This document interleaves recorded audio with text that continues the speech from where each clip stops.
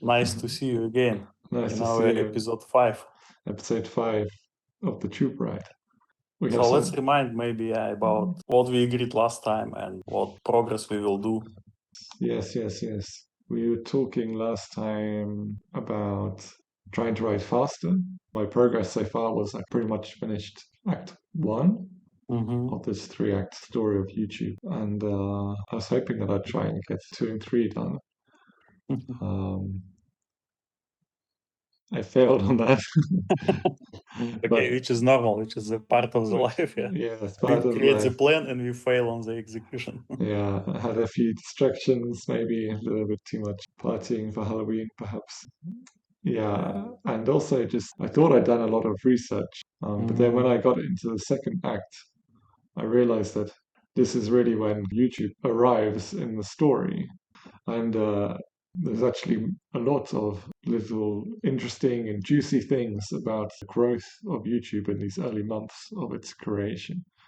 And yeah, I thought I'd done a lot of research already, but then I realized that actually on this point of what were the events leading from YouTube's creation to its eventual acquisition by Google, I realized my research was a little bit thin.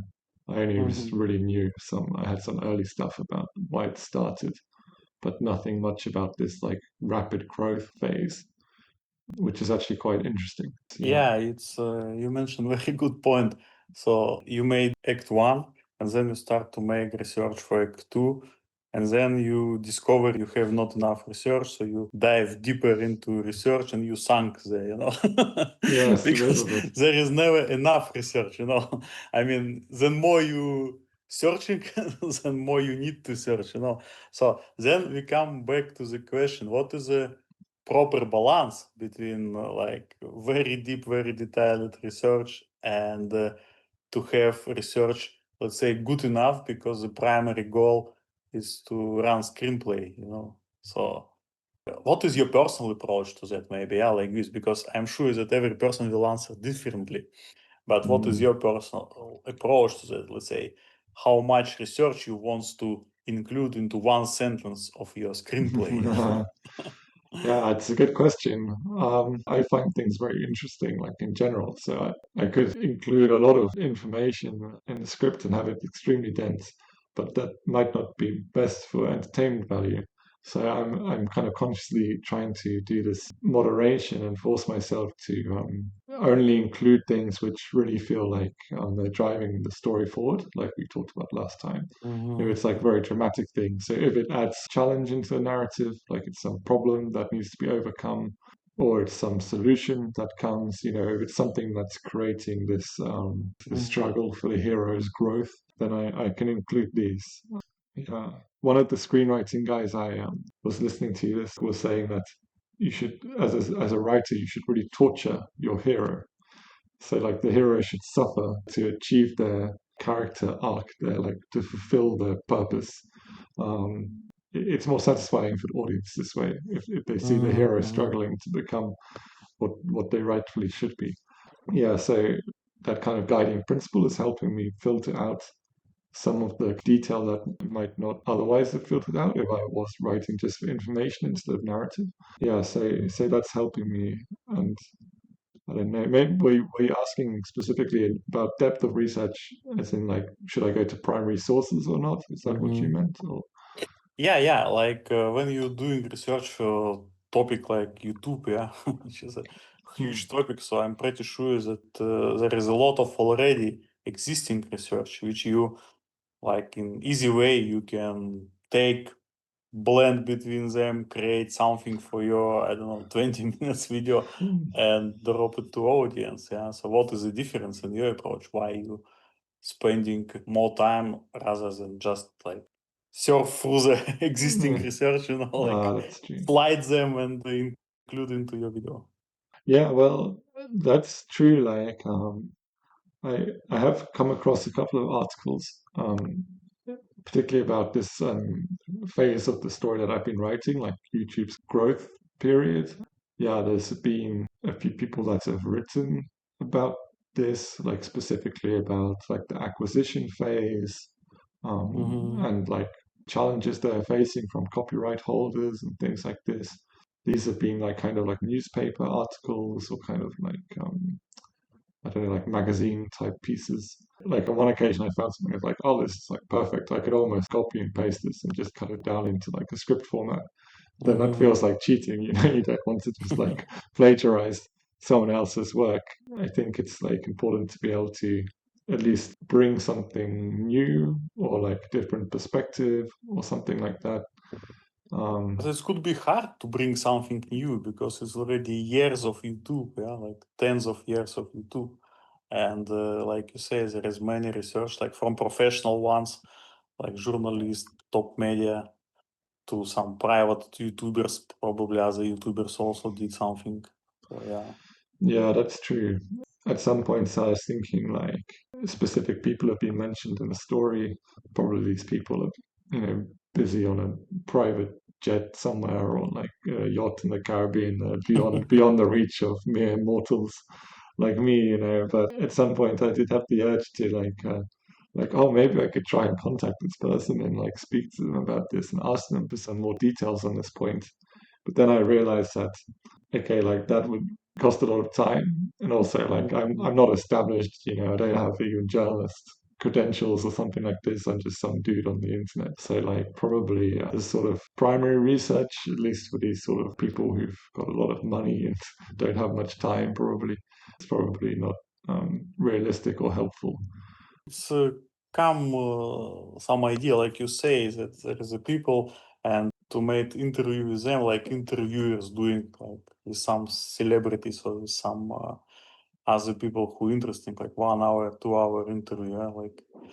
But you're right. I mean, you're not on the same level like Yes. those famous interviewers. Yeah.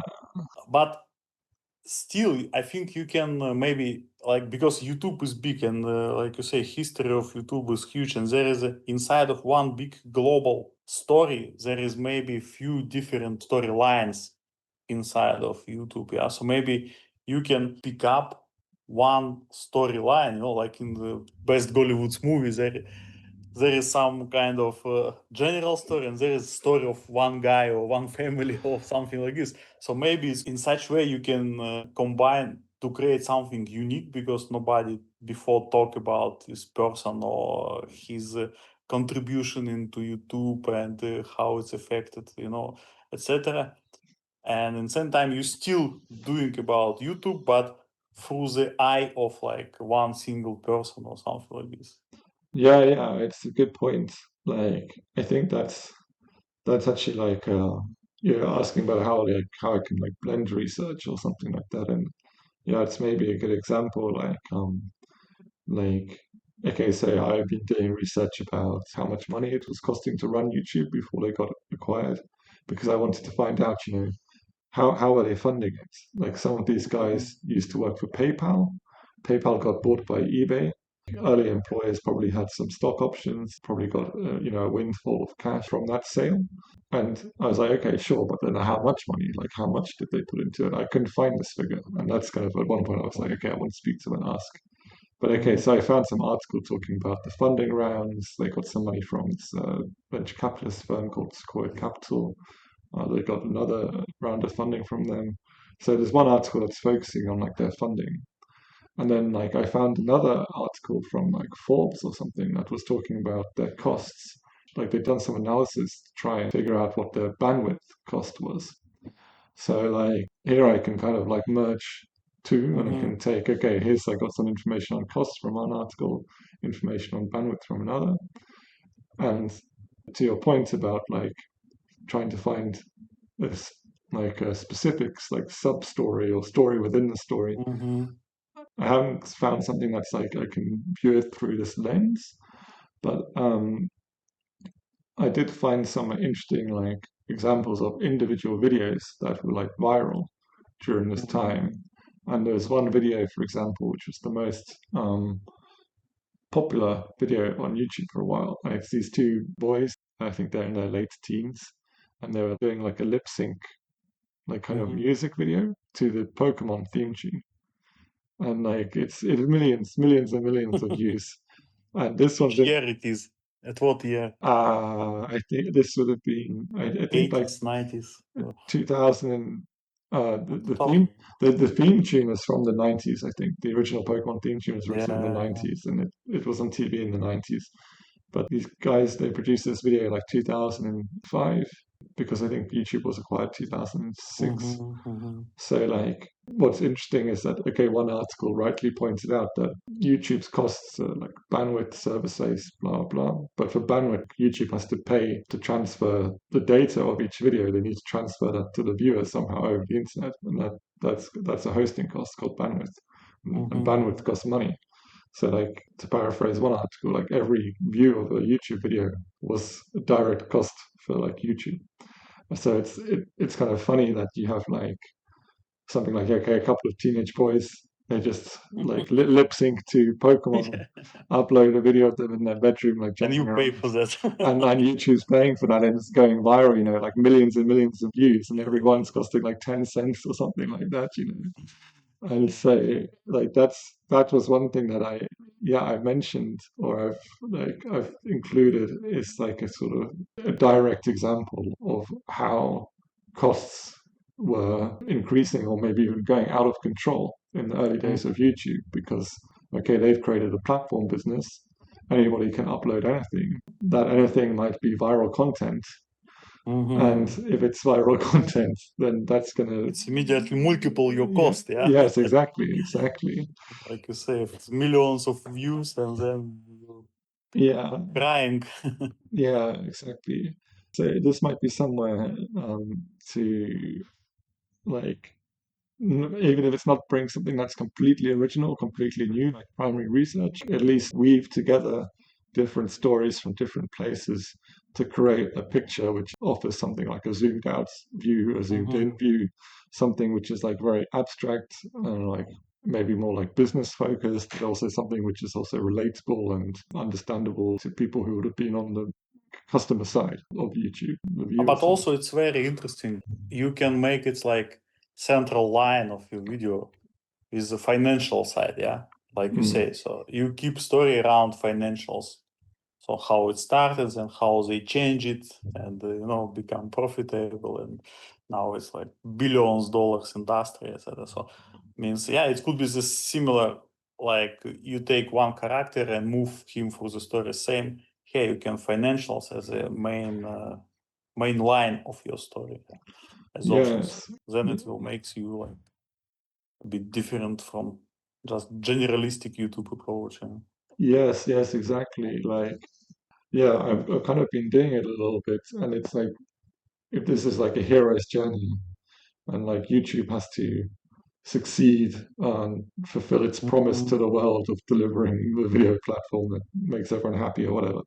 Like the enemy of the hero, or like, the villain of the story, could be like costs. Yes. It's the actual practical side of business. Like, how do I fund Yeah. the infrastructure? How do I fund the legal team that's needed to keep myself protected from lawsuits, which were happening also during this period from rights holders of music and television shows which are getting uploaded? Mm-hmm. Yeah, so it's possible to frame it as kind of like this battle to like overcome costs and become profitable before the whole platform fails. And we know the ending, obviously, because we'll upload this video to Yeah, yeah. YouTube. So it's interesting, like, even like I was thinking this as I was writing, this second act feels quite suspenseful. It's like, oh Mm-hmm. no, this was happening, but then the costs were going up, but then, they're getting lawsuits, and then, oh no, they need more funding, and then they get more funding, then blah, blah, blah, and it feels like, okay, this is suspenseful. But at the same time, it's like, it feels a bit silly, because it's like, okay, we already know how the story ends. Yeah, yeah. It's a So like, happy end. so there's no real suspense, but it's kind of funny that even if yeah, if somehow it works, I think, like, even if you know the ending, you can still kind of like get invested in the twists and turns of the story in between that you might not have known. Yeah. Yeah, it's like in many Hollywood's movie, yeah. Like that at the end it's always will be happy end and hero will Yeah. win, but during the story, hero can going to die several times, Yes, yes, all exactly. those things happen. So yeah, same with YouTube. Even everybody knows that at the end it will be a huge and successful company, but yeah, it's good Yeah, to show. yes, exactly. Yeah. So yeah, it's a good point, and I've been doing it a little bit already in this act, trying to weave in this kind of like yeah, this financial story is kind of the threat to YouTube's success. And Yeah. yeah, I guess I haven't got to it bit, but I guess there'll also be some discussion about YouTube and its sort of, I don't know if it sounds too dramatic to call like identity crisis or something. But I know some creators on YouTube have been like unhappy. I don't know if it's just like nostalgia or like whether it is material changes, but they think maybe YouTube's become like too corporate or something, and now Hmm. it's lost some of its like early charm. Mm. Yeah, now it's like if back to your screenplay, maybe it's good for the final scene, like competitions, because in reality you see competitions is rising. YouTube was first one and completely benefit from this first advantage, first move, let's say. But now you have with TikTok, with short video formats and some other platform which even move much faster, offering new solutions, etc. Yeah, so and how YouTube say facing with challenges and it's like good always in the movies again. Yeah, like to be continued. So means yes, we win, the story is done, but it's not the end of the story. Yeah? There are new competitors coming, new challenges, etc. Yeah, Yeah, yeah. yeah, Like never stop no, fighting. Yeah. yeah, that's true. That can be a whole episode of its own, like the competition environment's changing around YouTube, like you say, especially around shorts, like TikTok, having introduced shorts, then like Instagram copies, YouTube copies, because it's such a sticky format for these platform providers. Um, yeah, that's an interesting story as well. That's also changing YouTube. A lot of people are annoyed at the amount of shorts that they see in their feed and things like this. Yeah, and it reminds me of like yeah, one thing that I was thinking as well, which is because some of this research has to be discarded, because some of these talking points, like yeah, the shorts thing, the competition thing, Mhm. maybe like don't fit neatly into the set framework of the narrative. There's an opportunity maybe to create some kind of additional content or like a follow-up video or something, because Mhm. I've I know some content creators when they produce like a video essay, they'll create that essay and then they'll do some sort of like Q&A, question and answer thing afterwards, where they'll take comments from the first video or questions from the Mhm. first video and then use them to create a second video where they just go through the comments, and it kind of gives them an opportunity to talk about questions people had which weren't answered, which might have been research which was ignored for the sake of Mhm. time or narrative, and also gives an opportunity to like dip into some of these other like side stories and things which might have also been cut out.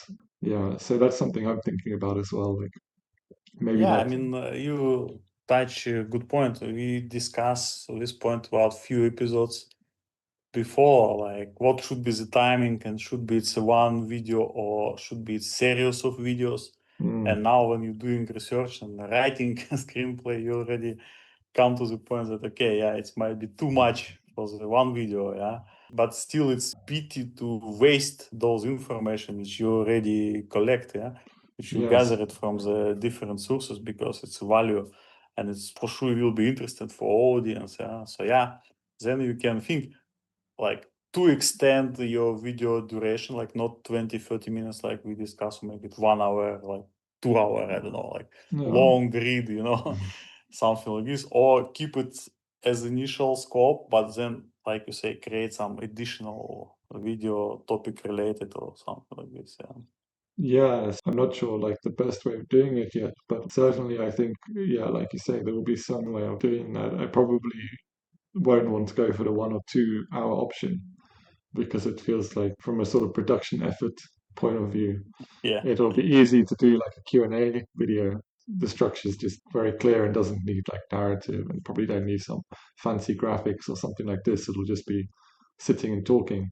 So like it's a good motivator actually to keep the text tight and the narrative tight because it means that Mhm. the more stuff you can push out into like a follow-up video, the less you have to spend effort on in like kind of a costly production time in terms of time or money or whatever. Yeah, no, yes, I just say that there is options always, like Yeah. since we are doing diary and describing how the process of YouTube channel and first YouTube video going on, so it's already, you see how deviation of our plans and reality going. So we say, okay, let's create first video. It will be story of YouTube. YouTube is main hero going through 20-30 minutes.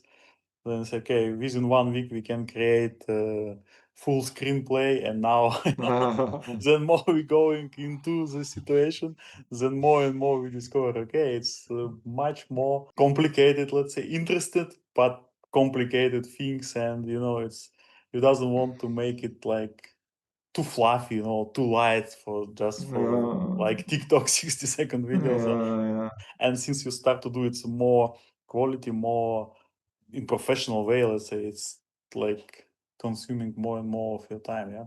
So then maybe last point about the timing, you say in the beginning of our episode, you say is that you fail with delivery. So what was the reason behind? I mean, what maybe a bit more about your time planning and time management. Yeah? So you failed because of what? yeah, that's true. Well, let me think with episodes on Friday. Okay, so Friday night Halloween party. That was late. Woke up late Saturday. Saturday was a combination of some like live admin and then yeah, it has been research, I think, and also just sometimes like not feeling like inspired when writing, like Mhm. writing and it feels like a little bit dry or boring. And there's such an interesting point about writing, like it somehow does help to come back like a day later sometimes. Like it's like if you research and then try and write straight away, all the information hasn't like sunk into your brain. But I noticed that, after writing a couple of days after doing research, I was able to think more creatively and maybe that's what it is. Maybe like research is a very sort of like informational, like factual process, but trying to write No, is it's it's very more. common approach. Yeah, I remember that we have with meaning. We need to sleep with that. Yeah, like when you're getting a Mm, lot of information, like you say, you need to yeah, put sleep everything on it. in your Yeah. brain. Yeah, take time to think, and yeah. Yes, exactly. And I think definitely I experienced that, like sleeping on it, like sleeping on the information did like help. Um, so that also like creates some lead time or lag between being able to write freely and having done the research. I don't know if there's like a lesson here, like whether it means that maybe I should I can try and formulate this lesson very in few words. Yeah, so creative times it's not predictable. yeah, it's like true. like for any other creative people, writers, painters, whatever. Creative time is not predictable. Sometimes you can do it very fast, like in one shot. Sometimes, like you say, you need time, you need inspiration. You can think few days without writing nothing. Yeah, Yeah, yeah, exactly. it's just unpredictable. Yeah, yeah, no, you're right. And that's an interesting problem in its own right in the context of trying to create a channel. Okay, we're talking about art versus profit in previous episodes. Hmm. Hmm. Like, but if you want to try and strike some middle balance, like there might be some ways to think about content style or like subject matter or something strategically where it's possible to produce some videos faster because they don't require as much maybe like research time or maybe like less Hmm. creative writing or something. So like that's interesting to think about from like a content strategy perspective, like how much time will it take to produce a Yeah, video? like you can produce video very fast. You can record YouTube shots on your mobile phone, Yeah, that's true. That's true. 60 minutes, 60-second video is That's done, true. upload it and it's done. But I think also a few episodes ago we discussed when you select this topic of YouTube, we have this discussion about what do you want to create, like what is trending now or what is interesting for you. And you say yes, time definitely wants to do what is interesting for me. And we are in this trap now, because it's interesting for you, you're doing research, you spend Yeah. more time. So yeah, like you say, it's much easy and maybe simpler to create some trending video. Just search, YouTube will give you what is the trends now, you create something, I don't know, 5 minutes, 10 Yeah. minutes video. And Yeah. I think like one thing might be that like it could be like a long-term strategy as well to like do this like trend chasing or something. Like I've seen from other creators, like they might have established themselves with a certain topic, and then they start doing reaction videos or something like that, like maybe on a second channel or something, because they've already established their kind of brand, like through their sort of content, which maybe took a bit more effort or something. And like once people are familiar with them and their voice, then they kind of maybe become interested in like, oh, what does this person think about this thing? So then like they're not just trend chasing and competing with like BBC News or something. Like they already have like an audience who's maybe has some curiosity to hear what their take will be on a given topic. So maybe it will come naturally. If I produce some videos and if if I'm lucky and get some following and some audience, then maybe that will become a natural opportunity that presents itself. Like, okay, now I have an audience and maybe they want to hear what I say. I can create a second channel and like boom, boom, boom, create some quick reaction yeah. videos. No, Like, absolutely. I agree. yeah, So yeah, it was very interesting to go back stage, of creating process, writing process, and screenplay creating process. So what do you think? What would be the next step? Yeah, like now you are very experienced with research. You understand that it's not going easy, etc. So what is your plans? Let's say for next 1-2 week, maybe. yeah, I don't know. I suppose I have to keep writing. I'm thinking about maybe ordering some like props for the video. Like, it sounds silly, but yeah, I have some ideas on like maybe like personifying like Google and Yahoo also in the negotiation process. Something, maybe I can get some like plushie toys and do some very like Mm. crude puppet show or something, with them. But yeah, like, but then I'm also thinking maybe it's a bad idea to start spending money on production before I finish the script. Yes, Yeah, pragmatic approach. yeah, approach, exactly. Step by step. First is the screenplay. Yes, exactly. So I don't know. So next steps, I guess, yeah, just write more. Yeah, just Uh, I think good first goal is just to finish screenplay, yeah, yes, all 3 acts, and then yeah, like you say, from there we can start to move forward to visualization of characters.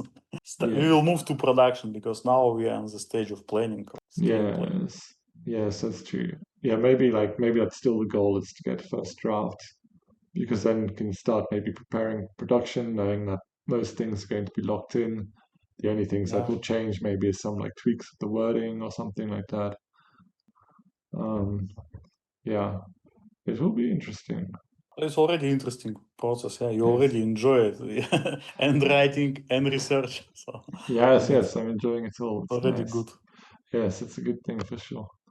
So that's it. Maybe check in next week for progress, and Yeah, we'll see what topics we have to discuss then. let's let's end here. I think it was an interesting discussion, and as I say, go to backstage of production of video, and yeah, see you next episode. Yes, bye bye. Thank you.